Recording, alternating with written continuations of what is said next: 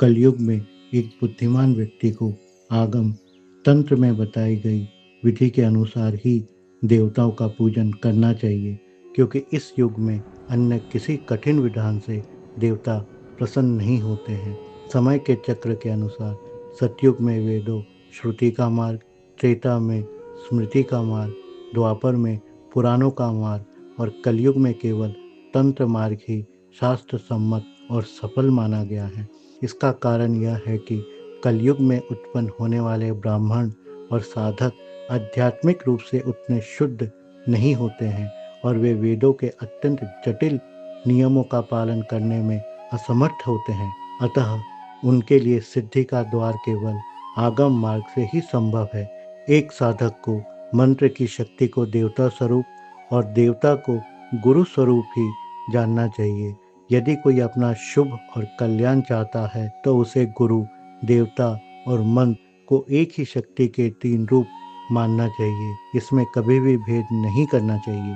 दिव्यागम में भगवान शिव ने गुरु के प्रति शिष्टाचार और उनकी पवित्रता को बनाए रखने के लिए अत्यंत महत्वपूर्ण मर्यादाओं का वर्णन किया है। भगवान शिव कहते हैं कि सच्चे शिष्य को अपने गुरु की निजी और पवित्र वस्तुओं का अपमान या अतिक्रमण कभी नहीं करना चाहिए। गुरु की शैया, बिस्तर, आसन, वाहन, खड़ाऊ, जूते, बैठने का पीढ़ा और यहाँ तक कि गुरु के स्नान के जल और उनकी परछाई, छाया को कभी नहीं लांघना चाहिए। इन वस्तुओं के प्रति वही सम्मान भाव रखना चाहिए जो स्वयं गुरु के प्रति है। इसके अतिरिक्त गुरु की उपस्थिति में अपनी पृथक अलग पूजा का प्रदर्शन नहीं करना चाहिए और ना ही उनके सामने अपनी विद्वत्ता या धन का अहंकार दिखाना चाहिए। गुरु के समक्ष सदैव विनम्र और अहंकार शून्य होकर ही रहना चाहिए। रुद्रयामल के अनुसार शिष्य को अपने गुरु के साथ कभी भी सांसारिक लेन देन या व्यापारिक संबंध नहीं रखने चाहिए। शिष्य को गुरु के साथ ऋण, कर्ज देना या लेना और वस्तुओं के क्रय विक्रय जैसे सांसारिक व्यवहार कदापि नहीं करने चाहिए। गुरु और शिष्य का संबंध केवल ज्ञान, दीक्षा और आध्यात्मिक उन्नति पर आधारित होना चाहिए। यदि इसमें धन या व्यापार का हस्तक्षेप हो जाए तो उस संबंध की पवित्रता नष्ट हो जाती है और शिष्य के मन में गुरु के प्रति देव भाव के बजाय सांसारिक भाव उत्पन्न होने लगता है, जो साधना के मार्ग में बड़ी बाधा है। तंत्र शास्त्र के अनुसार गुरु शब्द के प्रत्येक अक्षर में एक दिव्य शक्ति समाहित है। गुरु शब्द में गकार सिद्धि प्रदान करने वाला है, रकार रेव समस्त पापों को भस्म करने वाला है और ऊकार साक्षात भगवान शिव शंभु का स्वरूप माना गया है। इन तीनों शक्तियों के सम्मिलित स्वरूप को ही परम गुरु कहा जाता है। एक अन्य व्याख्या के अनुसार ग से ज्ञान की संपत्ति प्राप्त होती है, र पापों का दहन करता है और उ शिष्य को शिव के साथ एकता प्रदान करता है। इसीलिए उन्हें गुरु कहा जाता है। सबसे प्रसिद्ध अर्थ में गु का अर्थ है अंधकार, अज्ञान और रू का अर्थ है उसका निरोध या विनाश करने वाला। जो शिष्य के भीतर व्याप्त अज्ञान रूपी अंधकार को नष्ट कर ज्ञान का प्रकाश फैलाता है, वही गुरु कहलाता है। कुल चूड़ामणि के अनुसार गुरु और शिष्य की जीवन शैली में समानता होना अनिवार्य माना गया है। जैसे विरक्तों के लिए विरक्त और वनवासियों के लिए वनवासी गुरु उचित है, वैसे ही गृहस्थों के लिए गृहस्थ गुरु ही सर्वश्रेष्ठ है। संप्रदाय की दृष्टि से वैष्णव को वैष्णव से और शैव को शैव गुरु से दीक्षा लेनी चाहिए, किंतु शाक्त मार्ग शक्ति साधना में यह विशेष छूट है कि यहाँ वैष्णव, शैव या शाक्त इन तीनों में से किसी से भी दीक्षा ली जा सकती है।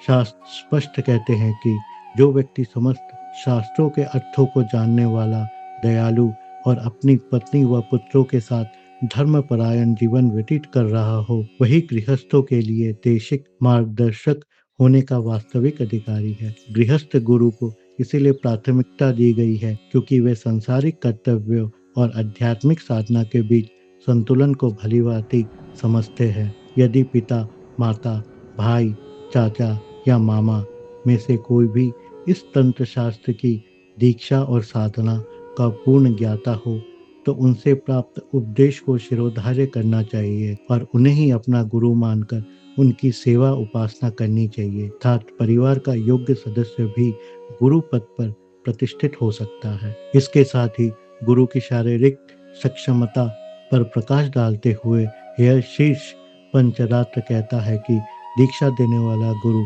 ना तो अत्यंत बालक हो, क्योंकि हो सकता है उसमें अनुभव की कमी हो, ना ही अत्यंत वृद्ध जो शारीरिक रूप से असमर्थ हो, ना ही अपंग हो और ना ही अत्यंत दुर्बल हो।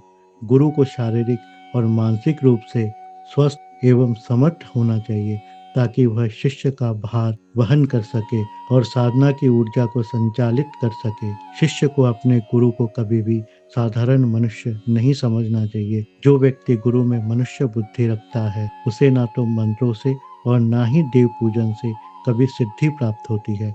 गुरु के प्रति समर्पण की मर्यादा बताते हुए कहा गया है कि शिष्य को एकाग्रचित्त होकर प्रतिदिन तीनों संध्याओं के समय गुरु को प्रणाम करना चाहिए। यदि शिष्य एक कोस की दूरी पर रहता हो तो उसे प्रतिदिन गुरु के समीप जाकर नमन करना चाहिए।